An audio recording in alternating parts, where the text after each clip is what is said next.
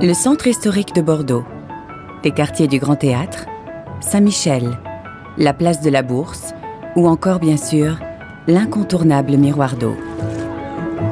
Ces lieux emblématiques font partie d'un secteur dit sauvegardé, rebaptisé aujourd'hui site patrimonial remarquable. Cet espace, qui s'étend sur 150 hectares, recense plus de 300 monuments historiques. Il est au cœur du plus vaste territoire urbain, reconnu par l'UNESCO au patrimoine mondial de l'humanité. D'un point de vue économique, c'est aussi un véritable poumon qui concentre la plupart des emplois de la métropole. Aujourd'hui, c'est un exemple de réussite de politique urbaine que le monde entier observe avec intérêt. Et c'est aussi le symbole de la douceur de vivre du Sud-Ouest. Mais il n'en a pas toujours été ainsi. Le secteur sauvegardé, le site patrimonial remarquable, comme on dit désormais, pour moi, mais surtout pour les Bordelaises et pour les Bordelais, c'est le cœur de notre ville. Le cœur géographique, bien sûr, mais c'est aussi le cœur du point de vue sentimental. Alors qu'est-ce qu'on a essayé d'y faire? Qu'est-ce que j'ai essayé d'y faire depuis maintenant un peu plus d'une vingtaine d'années? C'est d'abord le prendre tel qu'il est et le mettre en valeur. Il y a un travail de fourmi qui a été fait au centre du secteur sauvegardé. Vous savez, les journées du patrimoine rencontrent toujours un succès formidable. Les Bordelais se précipitent, mais au-delà de la beauté du lieu, en faire un lieu de vie, un lieu aimable. Et c'est la raison pour laquelle l'aménagement de certains espaces publics a reconnu un tel succès. L'idée de préserver le patrimoine architectural français remonte au début des années 60. Le ministre de la Culture de l'époque, André Malraux, pose les fondations de ce qui va devenir une véritable politique nationale. Bordeaux est l'une des premières villes de France à se doter d'un secteur sauvegardé, sous l'impulsion de son maire, Jacques Chaban-Delmas.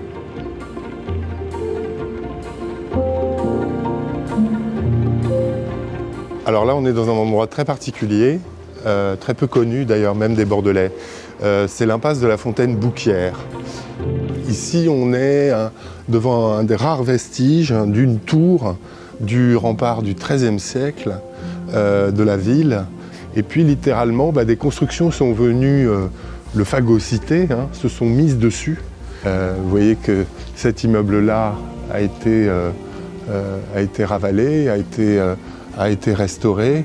Et on voit très bien ici, par contraste, l'état dans lequel peuvent encore être certains immeubles en centre historique de Bordeaux. Donc on voit très bien l'avant et l'après restauration.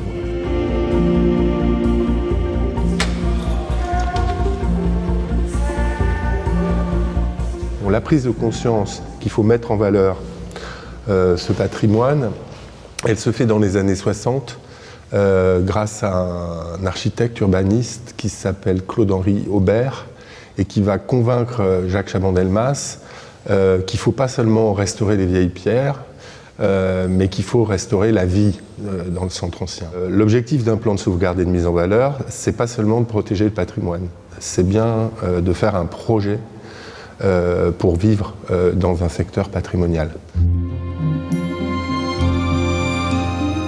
Et c'est en 1988 qu'est élaboré le premier PSMV, le plan de sauvegarde et de mise en valeur. C'est un règlement d'urbanisme particulièrement exigeant à l'intérieur du secteur sauvegardé. Il concerne par exemple le logement, les commerces, les transports, tout en tenant compte de la spécificité du patrimoine architectural. Son but ? Revitaliser le centre historique de la ville, qui en a alors bien besoin.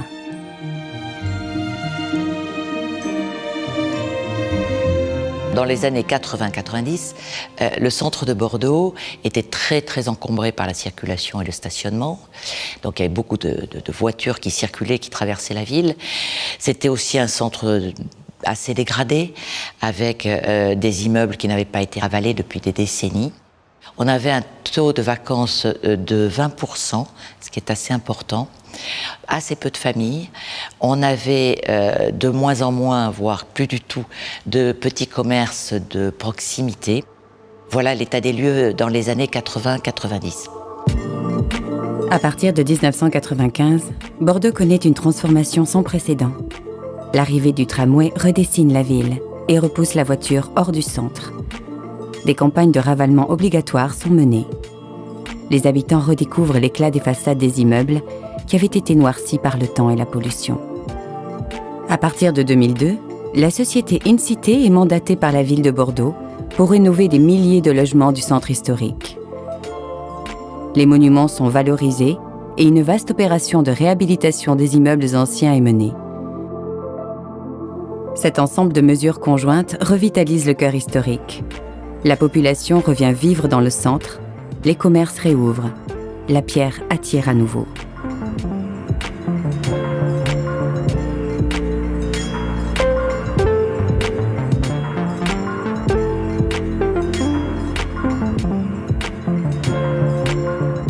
Là, on va pénétrer dans la cour arrière de l'immeuble. Et vous avez un petit exemple un peu caché de la cour avec ces jolies petites corniches à tentacules. Ici, c'est vrai qu'un petit jardin s'y prête très bien. Il fait frais, on a des murs tout en pierre sur les 4 côtés. Finalement, ces ouvrages, ces bâtiments, ces immeubles particuliers, en fait, ils appartiennent de façon éphémère à des propriétaires, mais ils sont transmis de génération en génération, et donc ils ne nous appartiennent pas vraiment. Nous, on passe notre temps à les remettre en vie. Et à chaque fois, on a remis en état un bâtiment ou une partie d'un bâtiment, et ça fait plaisir. On est des bâtisseurs de monuments, mais on est surtout des passeurs. Si l'idée de continuer à protéger le patrimoine apparaît toujours essentielle, il n'en reste pas moins que les modes de vie et les aspirations de la population sont aujourd'hui bien différents de ce qu'ils étaient il y a plus de 50 ans.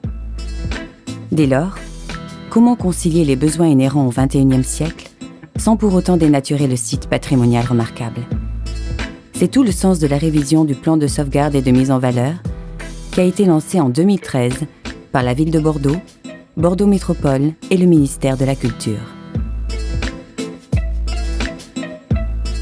Beaucoup de choses ont changé, ont évolué, à la fois sur l'espace public, mais aussi dans les modes d'habiter la ville, dans le confort urbain, dans les souhaits des habitants, dans le développement durable aussi, évidemment, par exemple l'isolation des logements. Et donc il nous a paru extrêmement important d'abord de refaire un état des lieux qui avait été fait donc il y a plus de 30 ans, un état des lieux de ce qu'était ce secteur, immeuble par immeuble, pour avoir une bonne cartographie, si je puis dire, une bonne photographie de à la fois ce qu'est ce secteur sauvegardé, ce que sont les immeubles et l'état dans lequel il est. Cette mission, qui a été confiée à l'atelier La Vigne, s'est effectuée en lien permanent avec la ville de Bordeaux et les architectes des bâtiments de France, garants de la préservation du patrimoine. Le travail d'enquête, très concrètement, il a consisté à programmer des visites pour disséquer les immeubles, pour estimer leur intérêt patrimonial. C'est aussi aller à la rencontre des habitants. Et donc, nous avons visité près de 4000 immeubles. Voilà un peu le travail de fourmi, le travail concret de terrain qui a été réalisé pendant ces 6 ans. Depuis 2016, près d'une trentaine de balades thématiques ont été effectuées dans les quartiers du site patrimonial remarquable. Celles-ci ont rassemblé plusieurs centaines de participants. Cette concertation a permis de partager le projet du futur plan de sauvegarde et de mise en valeur avec les habitants, mais également tous les usagers du centre historique. Alors cette ville, c'est tout. C'est principalement une ville 18e, mais c'est aussi une ville 20e, c'est aussi une ville 21e siècle. Une ville, c'est un tout, et ça se reconstruit, et ça bouge, et ça évolue, et ça évolue, de même que la population. Dès qu'on participe à ce genre de balade, qu'on partage, qu'on redit, qu'on retransmet, même à mon petit niveau, je crois que c'est important. C'est dans le cadre du lien social. Ce travail colossal a servi de base pour réviser le PSMV. Ainsi, ce sont des nouvelles règles d'urbanisme qui vont pouvoir prendre forme au sein du secteur sauvegardé, plus contemporaines. Désormais, les immeubles seront distingués en 3 catégories au lieu de 2, en fonction de leur intérêt patrimonial. Les bâtiments exceptionnels, ceux dits ordinaires, et enfin les immeubles non protégés. Pour ces 2 dernières catégories, des surélévations seront permises, ainsi que des terrasses dans les cœurs d'îlots, et des reconstructions contemporaines pourront même être envisagées. Quant aux cours intérieures, si certaines devront désormais être préservées, tout comme les rares jardins du centre-ville, d'autres pourront être aménagées et même couvertes. L'idée ? Mieux protéger l'existant sans pour autant contraindre à tout prix. Je ne suis pas conservateur de musée, c'est-à-dire que je ne suis pas là pour mettre une ville, aussi belle qu'elle soit, sous cloche, mais je suis là au contraire pour permettre son développement harmonieux avec l'héritage du passé. Donc c'est pour cela qu'il me semble intéressant, dans la mesure du possible évidemment, de permettre l'éclosion d'une architecture contemporaine qui est révélatrice de notre époque, de notre technique, de notre savoir-faire et de notre sensibilité, de façon à faire dialoguer intelligemment avec l'héritage ancien pour créer quelque chose de nouveau. Et en faisant ceci, on s'inscrit dans un continuum historique qui est très intéressant. Pour les générations futures, il y aura la marque aussi de notre créativité du début du XXIe siècle.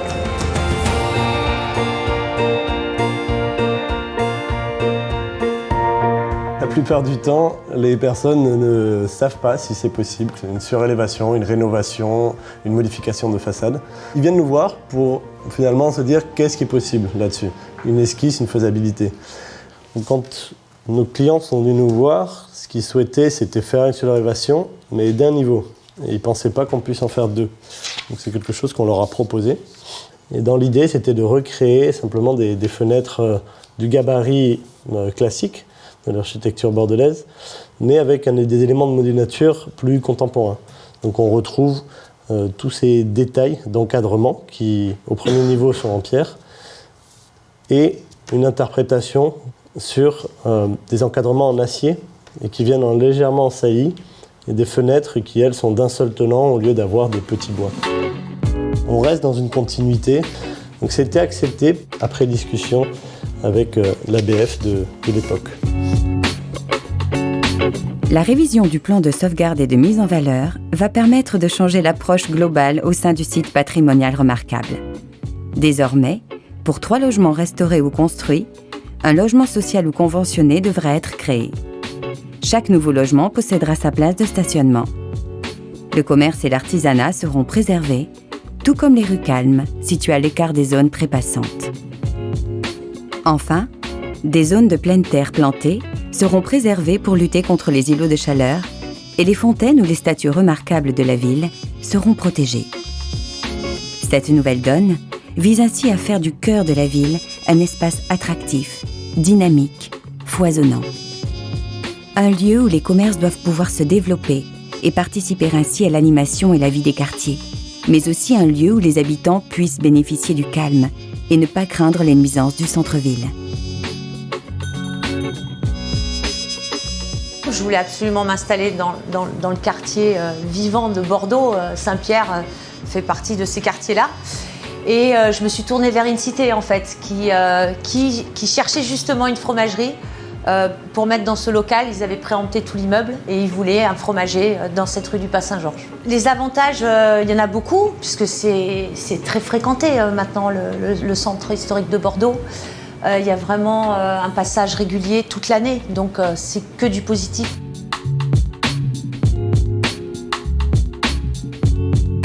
C'est un secret pour personne, Bordeaux est devenu une des villes les plus attractives de France pour les touristes. Mais il n'y a pas que cela, et le centre de Bordeaux n'a, à mon avis, peu de risque de devenir un musée. D'abord, la vie étudiante y est très active. Le commerce est aussi en bonne santé dans le cœur historique de Bordeaux. Et puis, je voudrais insister aussi sur le fait que beaucoup de petites entreprises numériques cherchent à s'installer en centre-ville. Il y a beaucoup d'espaces de travail collaboratif, comme on dit aujourd'hui, le travail de coworking, qui montre que ce centre de Bordeaux, il est aussi vivant sur le plan économique et sur le plan académique. Il y a 20 ans, on était un peu complexé. On avait même trouvé cette formule extraordinaire pour qualifier Bordeaux, c'était la belle endormie. C'était les Bordelais eux-mêmes qui utilisaient cette formule. Eh bien, je crois qu'aujourd'hui, elle est toujours belle, elle n'est plus du tout endormie.